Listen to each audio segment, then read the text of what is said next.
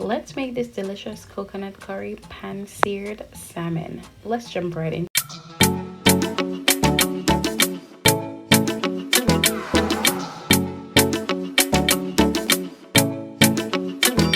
Go ahead and start seasoning your salmon. I will list everything in the description bar below on our food blog. After you've seasoned it up, you just want to rub it up and let that marinate overnight or for at least 30 minutes. While your salmon is marinating, just get some thyme, some ginger, and some onion, and just roughly chop those up.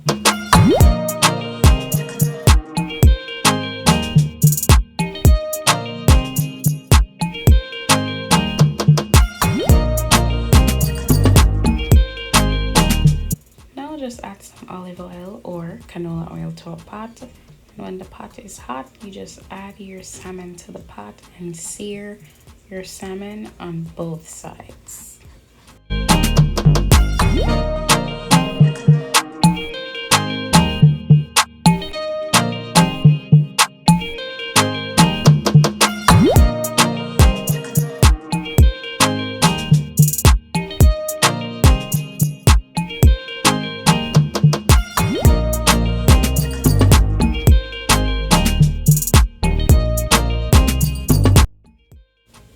How beautiful is that sear?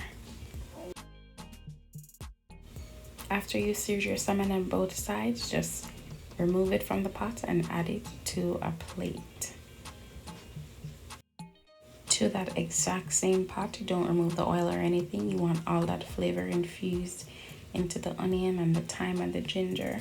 Add those to the pot and just saute that until the onions are translucent and fragrant.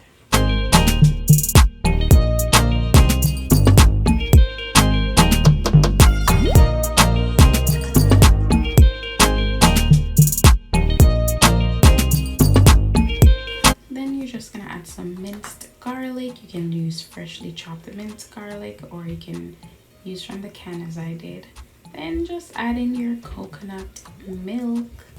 After you've added your coconut milk, we're going to season the coconut milk once more with some more curry powder, black pepper, paprika, salt, just to give the coconut milk some more in-depth flavor.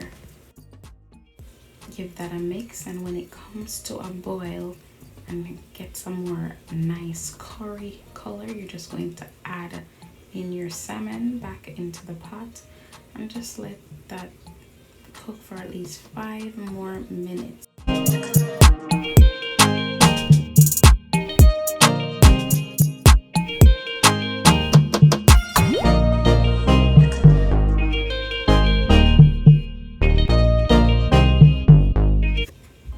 Just add some of the sauce that is in the pot all over your salmon so you can get all that flavor infused into the salmon, and so that the salmon does not get dry.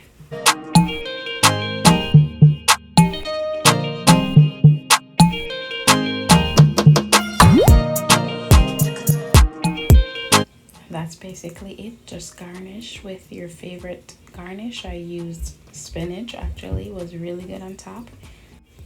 Don't forget to like, comment, and subscribe, and I'll see you guys in the